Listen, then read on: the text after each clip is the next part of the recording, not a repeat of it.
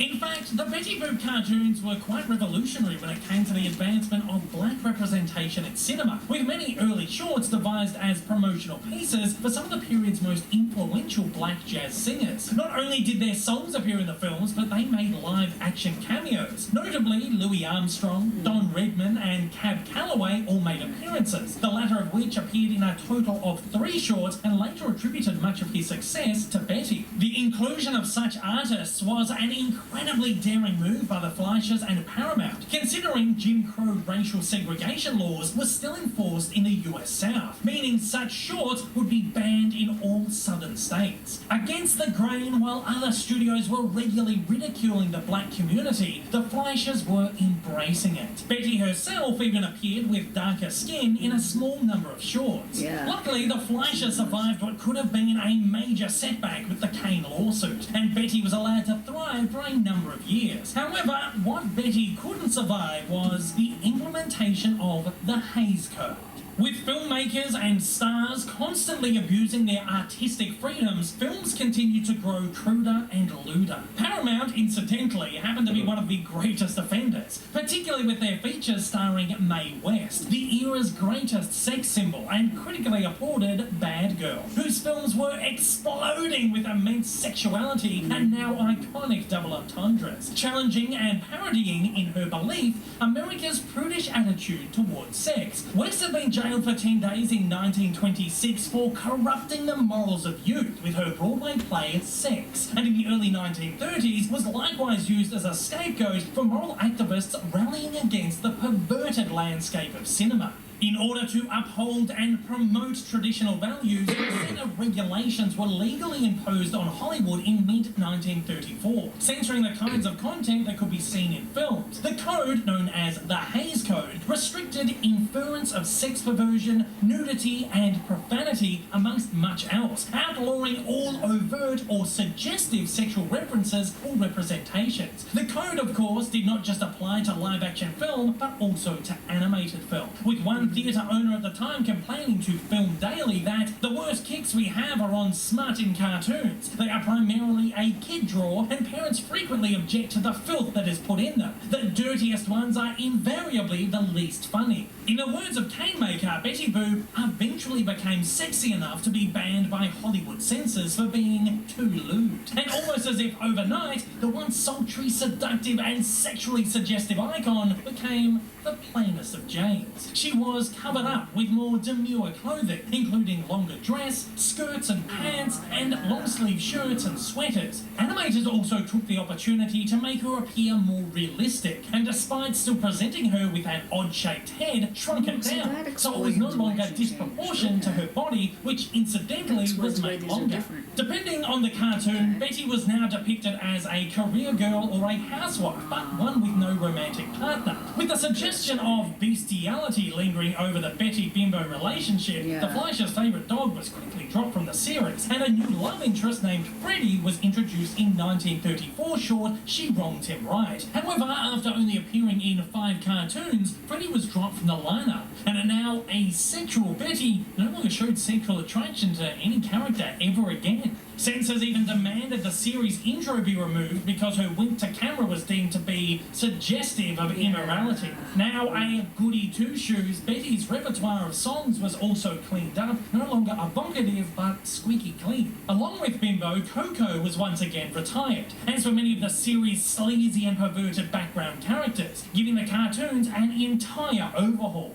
2 new characters were, however, introduced. Pudgy, Betty's non-anthropomorphic, kid-friendly dog, who debuted in 1934's Betty Boop's Little Pal, and regularly appeared in the cartoons almost until the end. And Grampy, an eccentric innovator and professor, first appearing in 1935's Betty Boop and Grampy. Despite Moulton calling Grampy the best character to emerge from these post-code Betty Boop cartoons, he only appeared in 9 total. Sadly, as the decade moved on, Betty's shorts became aimed towards a younger audience, and she became more and more innocent and innocuous. Betty fell from favour, and her own cast of supports became more popular than her, taking over as leads and pushing her to the sidelines in many of her own cartoons. Additionally, the Fleischers' short-lived headliner was now overshadowed by their newest star, Popeye the Sailor, who most of their effort and attention was now aimed towards, and who had ironically made his screen debut in a 1933 Betty Boop short, utilising her then popularity to boost his own. While most of the later Bettys are fairly unnoteworthy, a number of them did boast technological achievements in effort to boost her popularity. 1934's Poor Cinderella, which was incidentally the short which debuted Betty's new design, was produced in colour as the first instalment of the Fleischers' Colour Classic series. These cartoons aimed to rival Disney's incredibly popular Silly Symphonies, which had made the switch to colour 2 years prior with the groundbreaking Flowers and Trees. Disney's colour cartoons were created with the astonishing 3-strip Technicolor process, which allowed a full range of vibrant colours. Though, as Walt had signed a 2-year exclusivity deal for it, the Fleischers could only produce theirs in the inferior 2-strip Technicolor and Cinecolor processes, which only allowed access to a somewhat murky and much less vibrant red-green spectrum. Making the best of a bad situation, this encouraged animators to colour Betty's hair red in the short, trying to use the process to its greatest advantage. This was the only time Betty's hair was ever depicted red, and the short was Betty's only classic colour cartoon. Poor Cinderella also made limited use of the Fleischers' setback camera stereoptical process, allowing placement of film cells in and around small 3-dimensional models and sets which revolved on a large turntable, providing a sense of depth and forced perspective. The stereoptical process, which actually preceded Disney's much-lauded multi-plane camera, was additionally used to great effect in numerous other shorts, including Betty Boop and the Little King, House Cleaning Blues, and Betty Boop and Grampy. While technologically brilliant, these shorts were not enough to keep Betty in the game, as she continued to dwindle in audience favour and the popularity of Popeye continued to skyrocket. Other efforts to boost Betty's popularity in the mid to late 1930s included numerous attempts to pair her with popular comic strip characters with a hopeful intent to partner her with Popeye in a combined spin-off series, and an endeavour to infuse her shorts with big band tunes and transition her into the swing era, with her jazz age allure having worn off. One final last-ditch effort saw Betty given one final redesign at the beginning of 1938. This design saw her cutened and rounded, and once again made even more realistic, her head no longer an incredibly odd shape and given a more modern hairdo. Notably, this design saw the return of her garter, and she was given a more shapely hourglass figure, perhaps thanks to an incredibly slight loosening of the motion picture code in the lead up to World War II. Strangely though, Betty was stripped of all her jewellery, including her trademark hoop earrings, except, as her model sheet read, on special jobs. Though none of these undertakings were of any avail, the Fleischers managed to sustain Betty's series, continually producing 12 shorts a year, until 1939 when production slowed and releases became more sporadic, with only 6 released. In contrast, 15 Popeye shorts were pumped out the following year. By August 1939, the Betty Boop series had well and truly run its course, officially ending with Yip Yip Yippee, a one-shot short which didn't even star Betty at all. Her final theatrical appearance was actually the previous short, Rhythm on the Reservation. Betty Boop had an incredibly good run and managed to last long past her expiry. She starred in a total of 89 solo shorts between 1932 and 1939, and close to 130 shorts total, including toy cartoons and screen songs since 1930. Though she never reached the same level of stardom as Mickey Mouse, it's worth noting that in this same period, Mickey only appeared in a total of 95 cartoons. The Fleischers continued pumping out Popeye shorts as well as various other unsuccessful series, though budgetary and box office issues pertaining to the feature-length releases Gulliver's Travels and Mr. Bug Goes to Town, as well as their highly ambitious Superman cartoon, saw the brothers $600,000 in debt, equivalent to almost $11 million in 2020. As a result, their personal and professional relationship broke down and forced a division at the studio. With the brothers failing to pay off the debt, Paramount led a hostile takeover of the now bankrupt Fleischer studio, rechristened it Famous Studios, and forcing them both to resign, continued the various productions without them. Betty Boop thenceforth disappeared into relative obscurity.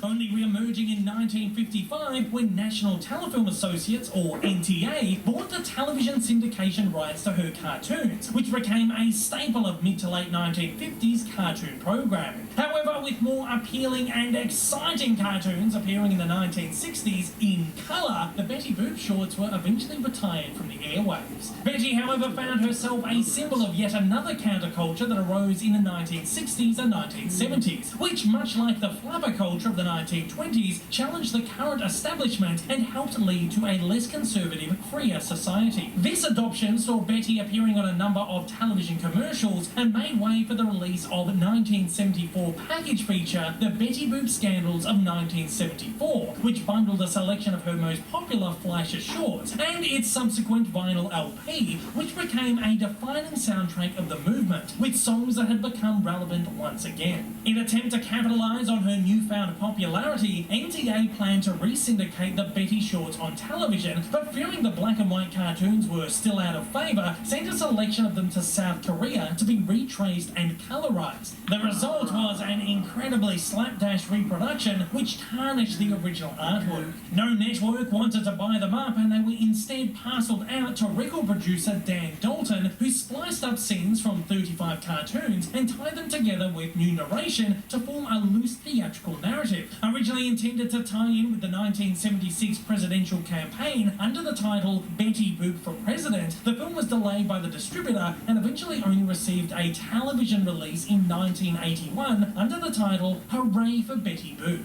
The 1980s saw Betty adopted by merchandisers who found huge marketing potential in her face and brand following her newfound resurgence. In their hands, Betty became larger than ever as a beloved pin-up icon, featured on clothing, accessories, statues and figures for close to 2 decades. Betty became so synonymous with merchandise, in fact, that many consumers were unaware that she was even a star of films, but simply a brand creation akin to Hello Kitty. Betty did, however, appear in a 1985 television special titled The Romance of Betty Boop, directed by Bill Melendez, best known for producing the Charlie Brown and Peanuts television specials since 1965. Though set during the Great Depression, Betty appeared in a more modern, relevant design, with Melendez calling it For Today. The aim was to spawn an entire series of Melendez Betty Boop specials, though poor ratings disallowed these plans from ever eventuating. A second, unrelated special, Betty Boop's Hollywood Mystery Movie, did however eventuate in 1989, directed by George Evelyn. The short was produced in a more modern style, though the character once again took on her classic promiscuous 1930s design. The short also saw the re-emergence of both Bimbo and Coco. Prior to this, Betty also made a bittersweet cameo in Disney's 1988 live-action animation hybrid film Who Framed Roger Rabbit. Here she appeared as a 1940s cocktail waitress pining for her days of past superstardom, even saying, "Life's been kind of slow since cartoons went to color."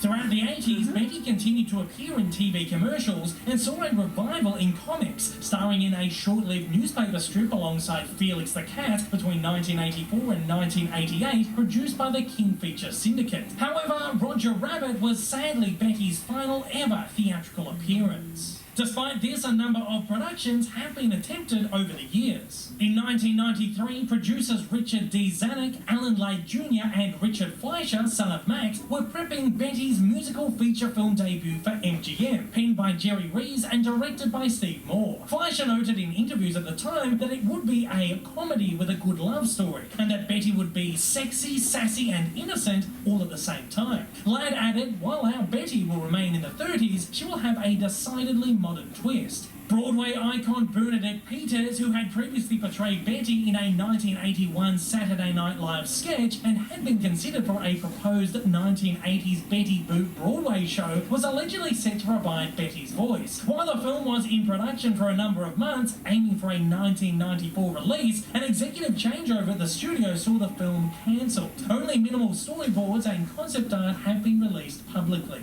Speaking of Broadway shows, over the years, a number of other different productions have been announced or rumoured by Playbill magazine, though none have ever eventuated. However, in late 2019, composer David Foster released a recording of Something to Shout About, performed by Catherine McPhee, which would have appeared in his planned Betty Boop show. In 2014, Variety reported that Simon Cowell's Psycho Entertainment, along with Fleischer Studios, were planning a Betty Boop film to be animated by Animal Logic, the Australian-based animation and VFX studio behind the Lego Movie, Peter Rabbit and Happy Feet. Variety described the film as a music-driven hybrid animated comedy, and Cowell noted, "Betty is an icon and one of the biggest stars in the world. I'm thrilled to be working with her." Despite additionally sharing his enthusiasm for the film on Twitter, no further updates were ever made, with the film likely cancelled. Similarly, a 26-episode television series was announced by Deadline in 2006 and was set to be produced by Fleischer Studios and King Features and animated by Normal Animation, the studio behind the 2014 Peanuts revival series. Deadline described the series as aimed at tweens and teens, noting that it would recount the daily struggles, joys and victories of young Betty Boop, who has every intention of being on stage and becoming a superstar. Originally planned to debut in 2019 or 2020, no further announcements have been made on the project. In extended media, Betty appeared in 1990 First Comics graphic novel Betty's Big Break by Joshua Quagmire, Milton Knight and Leslie Carbaga, and the short-lived 2016 Dynamite Entertainment Betty Boop comic series, which paired her once again with Bimbo and Coco, but was sadly cancelled after only 4 issues. While Betty has not appeared in any new films, series or specials for close to 30 years, her longevity as a pop culture icon has seen her appear in a number of television commercials, including one in 2010 for Dan E Nutritional Supplements, a 2012 ad for Lancome's Hypno Star Mascara Lash Tool, where she starred alongside model Daria Werbowy, and a 2017 digital short series titled Betty Goes a Poser, designed to promote MAC's Betty Boop red lipstick and a range of Betty Boop inspired dresses by fashion designer Zach Posen, who too appeared in the shorts. These small commercials were produced by King Features and returned Betty to her classic 1930s design in animation, inspired by the classic Fleischer shorts. Also notable is the appearance of Pudgy. This period has also seen her featured heavily on casino slot machines and strategic computer video games, some of which she's even appeared in a computer-animated 3D design, including the likes of 2012's Betty Boop's Love Meter, 2014's Betty Boop Dance Card, also known as Betty Boop's Bop, and 2015's Betty Boop's Firehouse. Betty currently has her own store at Universal's Islands of Adventure in Orlando, Florida, and can be found as a performing and roaming meet and greet character at numerous Universal theme parks worldwide. She additionally has her own themed diner, which opened in Japan in 2017. Despite this, Betty continues to exist mostly as a merchandising figure, though one that is not as highly in demand as she once was, with her brand now somewhat stale and many still unaware of her as a star of the golden age of animation. Betty's story is perhaps the saddest of all the figures who have found themselves in cartoon purgatory. Hers is a classic Hollywood tragedy, a starlet taken for granted by those around her, never taken as seriously as she so deserved, and never finding the enormous stardom she was always destined for, despite many fits and starts, deemed outdated in a rapidly evolving landscape. Betty is the premier female icon of animation, and I believe there's still plenty of life left in her. 90 years on, Betty keeps up the good fight, continually standing against the odds, embracing her very being and waiting for the next moment that her star will finally be allowed to shine, brighter than ever before. And if that is over to you, I want to know, what is your favourite Betty Boop appearance and how would you like to see her make a comeback in the near future, if at all? Fire away in the comments below and let me know. I'd love if she made a comeback. If this is your first time viewing one of my videos and you'd like to see more like it in the future, then please don't forget to hit that big old subscribe button up on your screen, as well as that like button down below for that little extra support. Also, don't forget to check me out on social media and please consider supporting me over on Patreon. Thanks for watching and have a fantastic day.